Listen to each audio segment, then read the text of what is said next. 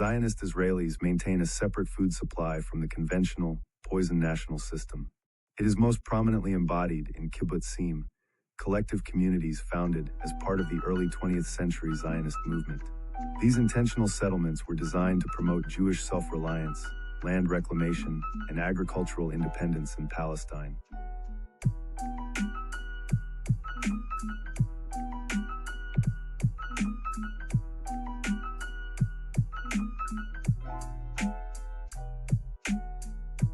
Kibbutzim historically operated their own communal food production systems, emphasizing collective farming, shared resources, and minimal reliance on external markets for essentials. They produced food for internal consumption via communal dining halls, with surpluses sold nationally. Also, everything must be kosher. Kosher is the Jewish system of dietary laws outlined in the Torah and elaborated in rabbinic literature. They aren't allowed to eat mammals that chew their cud and have fully split hooves like cows, sheep, goats, and pork, especially is forbidden. Poultry is allowed like chicken, turkey, and duck, but most seafood is forbidden unless the fish has both fins and scales. So that means no shellfish, shrimp, and lobster. Animals and birds must be killed by a trained Jewish slaughterer and drained of blood. Wine and grape products must be produced under Jewish supervision. Certain parts of permitted animals, like the sciatic nerve and certain fats, are forbidden. Fruits, vegetables, and grains are generally kosher, but must be checked for insects. Which is funny.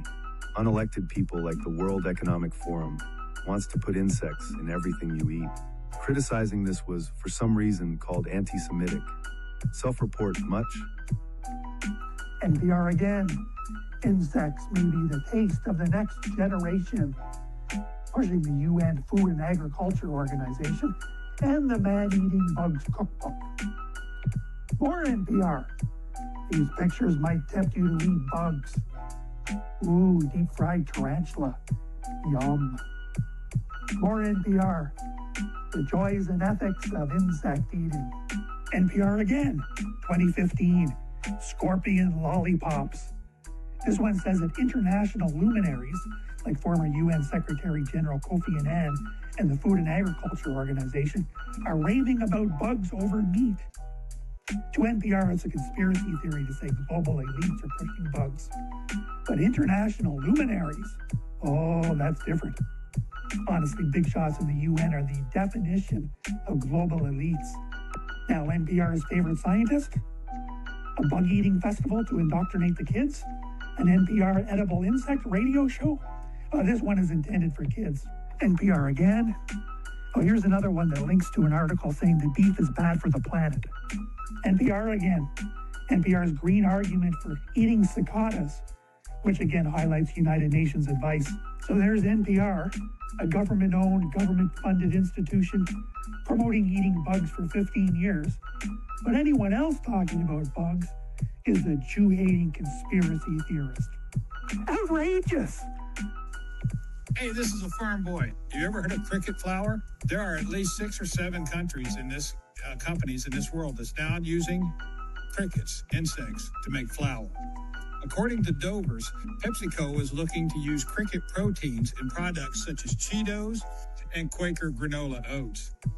Insect Gourmet says insect-related businesses in the Western world are producing insect proteins for foods, beverages, confectionaries, and other things such as butters, oils, and pestos, as well as spice and seasoning. So it's most likely going to show up, not be labeled, and you're not going to know it, in pretty much everything you eat. Meat and milk products cannot be eaten together or cooked together. There are separate utensils and waiting periods between 1 and 6 hours until one can eat the opposing product. This is based on 2 verses in the book of Exodus, which forbid boiling a kid in its mother's milk. This is interesting phrasing.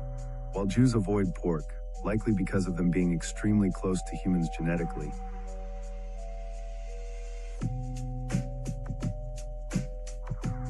So pork is a 98.4% genetic match to humans. That's why when you go in to get a heart valve replaced, you get a pig valve, because pigs are so close to us genetically. Pig tends to make us really inflamed, so we get real puffy when we eat pig. It happened to me last night. I ate bacon. I ate 3 pieces of bacon yesterday morning with my hard-boiled eggs, and my ankles were swollen by the end of the night, and it happens every time. I get really puffy in my wrists, in my ankles. I retain water just off of pork. Pigs are humans, and it's not just me saying it. The Bible does too. Have you ever looked into a pig's eyes? They look remarkably similar to human eyes, and I recently found something that will make you think. In a passage from the Bible, something truly unsettling is mentioned. It says that demons begged God not to send their souls to hell, but to let them stay in the bodies of pigs. But wait, there's something even stranger. Pigs, no matter how hard they try, cannot look up at the sky. Some believe this might be a sign that they can never reach paradise. And now, this will leave you thinking. In interviews with serial killers who were also cannibals, when asked what human flesh tasted like, many said it tasted very similar to pork. Coincidence? I don't think so. It is relatively safe to assume they do no practice cannibalism. However, the fake Zionist Israeli Jew who hides amongst the Jews, the ones that are not fully human in the most literal sense, that is another story. Not only do these fake, synagogue of Satan so-called Jews consume human meat, they feed us human meat admittedly. We're not cannibals, so what we do is we take those because we can make some shekels and we give them to the slaughterhouses, and those are pounds and pounds and pounds of meat that we grind up in the sausage and the hamburger, and that's why we made those the most popular thing, sausage for breakfast and hamburger for lunch. And so all the goyim out here are really eating their children. And even when we say this outright and tell you people, you don't believe it. So that's your problem. But you, goyim out there, you never teach yourself. You don't self-teach. You're always looking for somebody else to do it for you. So you wind up being schleppers all your life. These bad actors are a giant-ass satanic mob disguised as Jews who picked a religious group and totally took over it.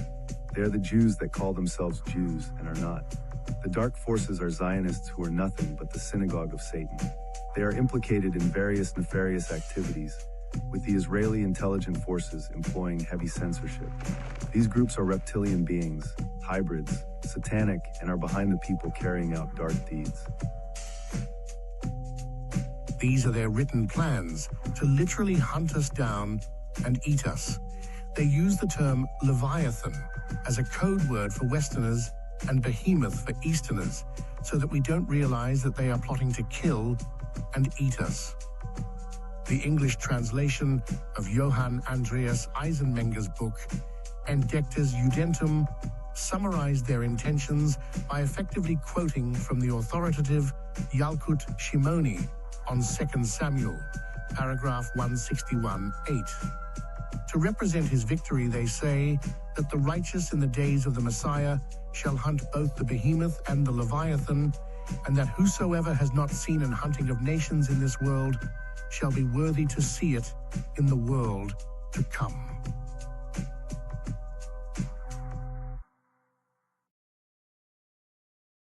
My next guest was used also in worshiping the devil, participated in human sacrifice rituals and cannibalism. She says her family has been involved in rituals for generations. She is currently in extensive therapy, suffers from multiple personality disorder, meaning she's blocked out many of the terrifying and painful memories of her childhood. Meet Rachel, who is also in disguise to protect her identity. You come from generations of ritualistic abuse? Yes. My family has an extensive family tree, and they keep track of who's been involved and who hasn't been involved. And it's gone back to, like, 1700. And so you were... Right. I was born into a family that believes in this. And does everyone else think it's a nice Jewish family? From the outside, you appear to be a nice Jewish girl? Definitely. And you all are worshiping the devil inside the home? Right. There's other Jewish families across the country. It's not just my own family. Really? And so who knows about it? Lots of people now. I talked to a police detective in the Chicago area, and several of my friends know, and I've spoke publicly before.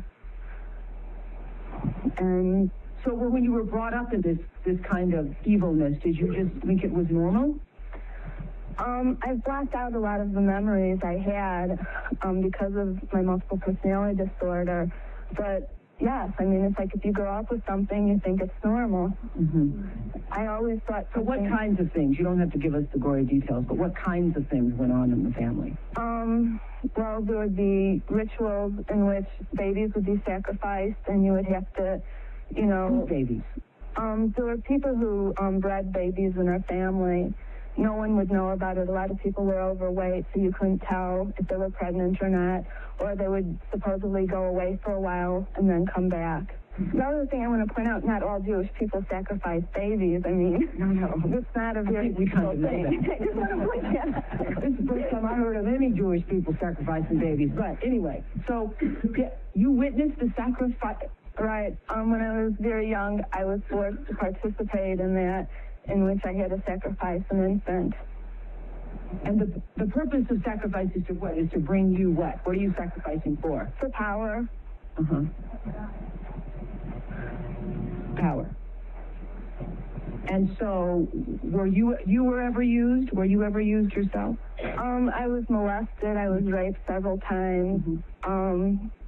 What's your mother doing? She's in all of this. What's her role in all of this? I'm not exactly what her role is. I haven't, recovered all of my memories, but her family was extremely involved. Mm-hmm. She brought me to it. Mm-hmm. Both of my parents brought me to it. And where is she now? She lives in the Chicago metropolitan area. She's on the Human Relations Commission of the town that she lives in, and she's an upstanding citizen.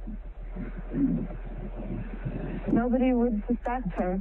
Were you raised with a sense of right and wrong, Rachel? Yes. I mean, it's like I had both. I mean, to the outside world, everything we did was proper and right, and then there were the nights that things changed, that things just got turned around. What was wrong was right, and what was right was wrong. That's what helps to create somebody, to develop MPD. Mm-hmm. Multiple personalities. Right. Now, in your family, did you all call it worshiping the devil? No, I don't know. It was just evil, these things you did. Right. Well, I said it was evil, and they said it was good. There's a book that I had just come across called Lilith's Cave, which is a book of Jewish mysticism and supernatural, and there's a lot in that book that relates to what I, endured when I was a child. People are freaking out right now about this protest in front of Union Station called Israel's Friendsgiving Dinner. Folks may not know this, but this is actually a form of guerrilla theater, which is a protest tactic that has been used for decades, if not longer. Essentially, the entire point is to draw attention to an issue by outrageous performance acts like this. It's very easy to disconnect our political leaders from the atrocities they are committing when they're being done from offices or from countries thousands of miles away.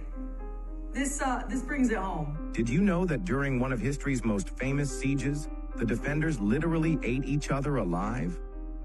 In 70 CE, Jerusalem was surrounded by Roman legions, but 3 Jewish rebel factions still fought each other inside the walls.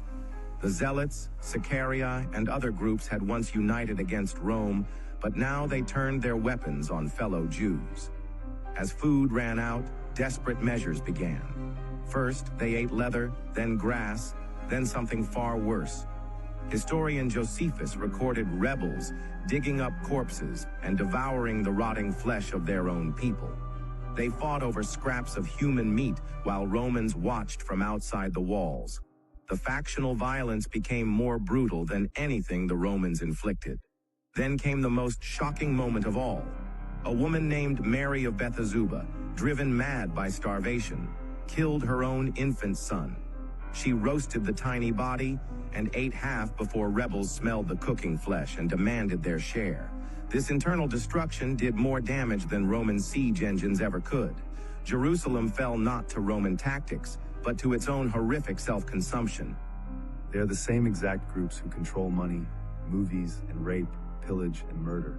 The heads of major companies, like Vanguard and BlackRock, are reptilians, and Israel is supplying everything for them, including their food chain.